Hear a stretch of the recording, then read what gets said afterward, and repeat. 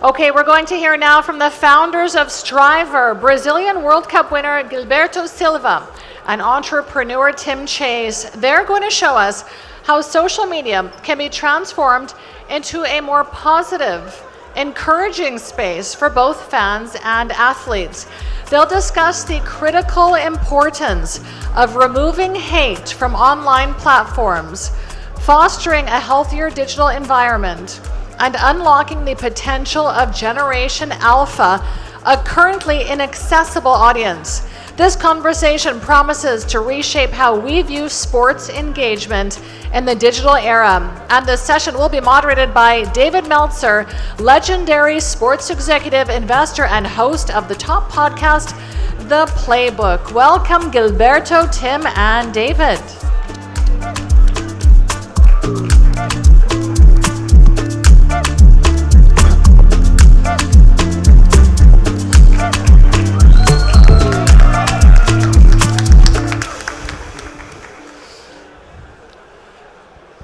All right. How blessed are we? Let's hear it again for Rocky. What do you guys think? Woo. Well, my name's Dave Meltzer, and I'm blessed to be with these two legends of entrepreneurship and sports. And I've been around the biggest names in sports.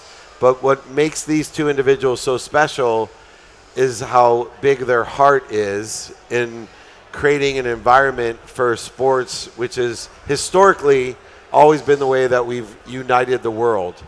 And I always say I study history because history shows me human nature, and human nature never changes. Unfortunately, gentlemen, in sport today, we have something called social media. And we've always had semi-aggressive attacks in sports, but it was at least regulated by an in-person type of environment. But now we have a different narrative. We have a different social silo that creates and fills a narrative in our heads. And so you guys have created a solution to what seems to be a problem with sports, which it's become a breeding ground for hate or hateful words and thoughts, yep, which really can separate us. So Tim, you created Striver, which with one of the best premier footballers in the world, Gilberto.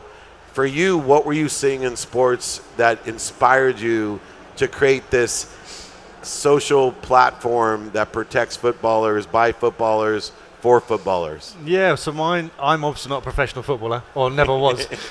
This bloke was pretty good at football by all accounts. So I think where we meet is that I'm on the fan side. So I'm a fan of social media should give me access. I shouldn't necessarily be able to directly communicate with these players, but I should be able to kind of hear a little bit more. And Gilberto is very much on the side of we need to protect the players because they just get so much abuse, and they do good things like Marcus Rashford, who fed millions of children during COVID, and then gets racially abused on social media so much so that he removes himself. So we thought there must be a way out there where you can bring the fans back together, because social media is an unbelievable tool about connecting people. Telling stories and connecting people is what it should be about, but you could argue there isn't a more divisive tool in the world at the moment than social media. So we developed a platform that stops any abusive content going on the platform. So we moderate content with AI before it goes live. So it goes to moderation, then it goes live. And what we're seeing with a platform that does that is the engagement just goes through the roof. The players actually communicate with and respond to the fans' comments and questions and videos, and they in turn respond to them. So, for example, TikTok's the most engaged platform in the world, but only 2.8% of people actually post on TikTok. Only 2.8% of users actually post on TikTok. If you think about it, that's shocking. Whereas on our platform, currently 48% of our users engage and post. And Gilberto, you were playing before there was social media, and you had to, I'm sure, endure some fans that were screaming at you negative thoughts and negative words. But what was the difference for you and your own desire to engage with the fans when social media created this new courage and a platform of audacious speech? Oh, this is it's very interesting, David, because I remember when I started to engage with social media, I was still playing football. I was in Greece by the time, when I moved from Arsenal to Greece, there was a lot of concern, how can I, let's say, promote myself, what I'm doing here, for people in Brazil, have a look and understand what I'm doing, because I was thinking in playing another World Cup. I need to find a ways to generate my own news. Was throughout X by the time. But, I did a lot of experience. But now what we have seen after I stopped playing football, players start to engage with other social platforms. But what we have seen and experienced is that sometimes, things goes very well in the game, right? But sometimes the things goes bad. Doesn't work. And the players, sometimes they got abused on the field, on the stadiums, shouting. Okay, I think the players deal quite well with that. The problem is when it goes to their social media, because they use that for some commercial or to promote themselves or just to show what they like to do. But then when it transcends what they do on the field and go to the social media on threats, also, this generates also some mental issue for players because they are scared. I experienced something a few years ago, but I'm not gonna. It's another discussion. But I was very scared of going out. Somebody is outside my house to hit me somehow. But this is what happened. I think what we create is to team as a fan, football fan, thinking very much on the fun side, but also as a father. Myself is the same as a father, but also looking to the player side. How can we support the players throughout Striver? This is what we are here for. And one of the questions that comes to mind when we're regulating speech is understanding the difference between hateful speech and competitive fun. Yeah. Because we don't want to take away the competitive fun speech that has no hurt involved, like your team sucks. Yeah. I don't want them to take that off of social media and be able to be competitive and maybe inspire wagering and other things that provides the economics of sports. Right. So how does Striver distinguish between hateful speech and fun competitive speech? Yeah, good question. I think if we developed a football app, we're starting with football, but it's going to be a general social media platform by 2029. If we started with football, but you couldn't be negative on it, there'd be no point in having it, because a large amount of content on football is negative opinions, because I'm a Chelsea fan, so a large part of my social media posts are negative right now. So you can be negative on the platform, you can be critical on the platform. All we do is take the top layer of hate out and the top layer of abuse. I'm sure sitting here over the next 5 minutes, we could come up with 5 words or 20 words or phrases that are only designed to be abusive. We take that out. By taking those out, and it's impossible to have that on the platform, by taking the threat of that out, the players actually engage with the fans. And that's surely, if you want to create a community with having these heroes and legends on the platform, you want to talk to them. So if the reason they don't engage is because they're concerned that they're going to get death threats about their children and things, well, by removing that, if that's all we have to do, that's it. So we use AI to basically look at words and phrases to stop them happening. So again, we moderate before it goes live. And Gilberto, one of the other issues that I've dealt with from running the most notable sports agency in the world is that there's an amplification when you're a world famous athlete. So for example, we represented Evander Holyfield, the boxer. And when Evander put out a commercial saying that real men don't hit women, it was significantly more powerful than if somebody else would say that. The same is true when you're reacting or protecting your brand or your community or your family. And one of the dangers that exists outside of Striver is that there's no protection for reaction. But at Striver, we now protect the athlete from needing to react, which then would be amplified, the reaction that now becomes a social acceptable way to react to speech. How has that impacted on Striver? Because I'm sure many times you would have loved to be able to react in a certain way, but you were protecting your family, your community, your country. But David, one of the important things that we are, working hard to create is like a safe environment where we can discuss football. You support one team, I support another, as you guys here, but we can have a proper discussion. You can disagree with me, I disagree with you, it's fine. But we respect each other in the conversation. I think this is what we want to build. Obviously, that we have the moderation that we stop the abusive comments. It's a kind of way to protect the community of people who are there to enjoy, have fun. But what we also want, imagine, for example, let's say if our three here set up a challenge here. Let's say how many, times we can kick the ball, keep in the air, keeping ups, for example. When you beat us, you are going to celebrate this. You are going to be very happy. As I can see your smile here. What I want is that this smile, you come to us and celebrate together. We want to be part of this moment with you. We want to be part of this moment when you have some good things outside. Okay, let me show this at Striver.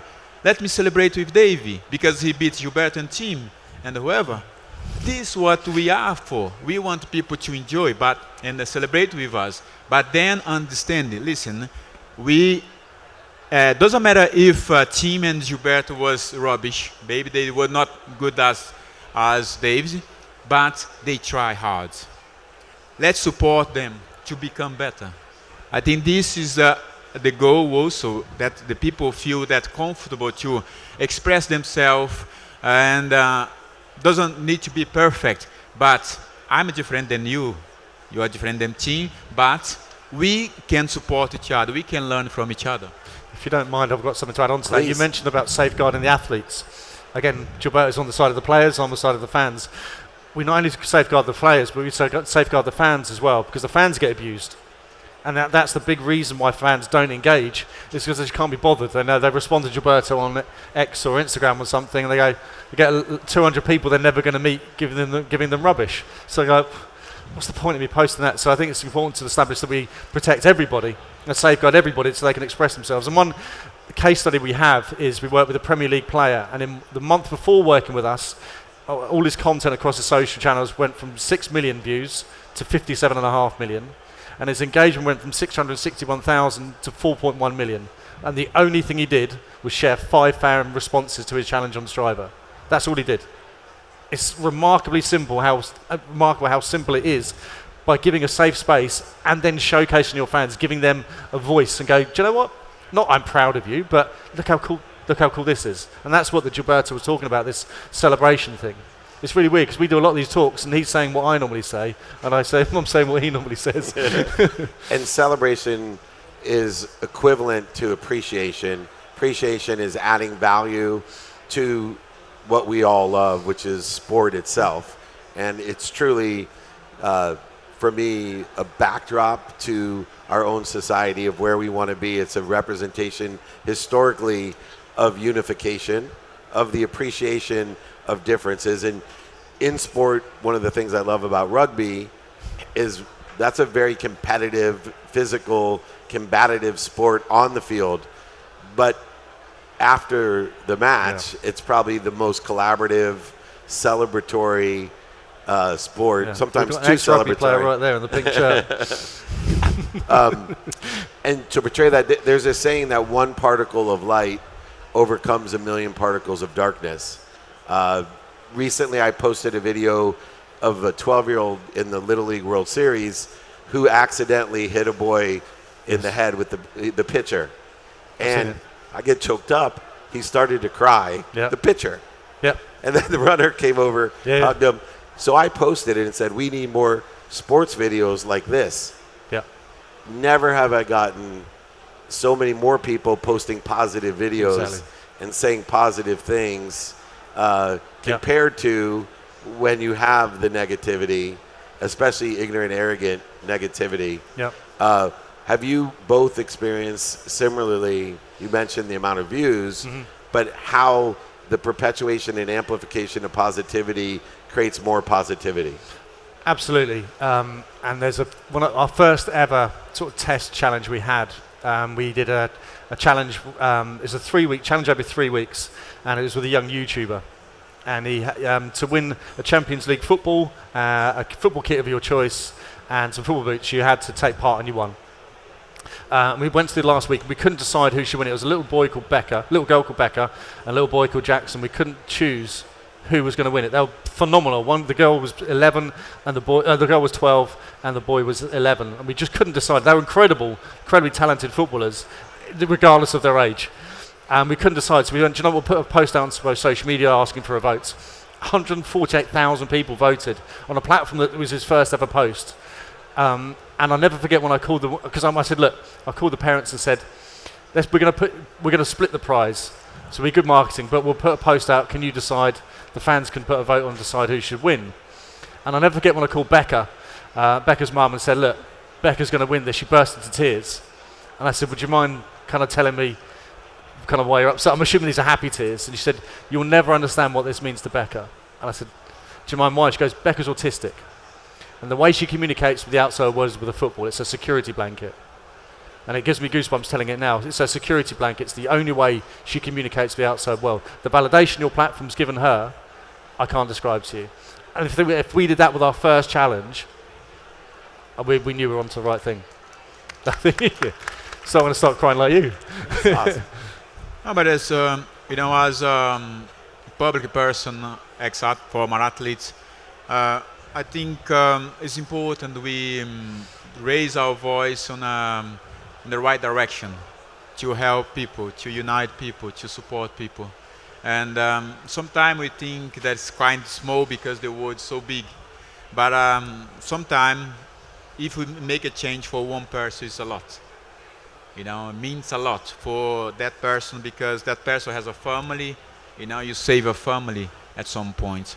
This is one very important example that Tim said, that the way that Becca communicates with the world is throughout football, throughout the challenge. Win the prize maybe was not the best thing, then the most important thing, but the attitude of being there and being on an environment where she could express herself to the world, and this is priceless.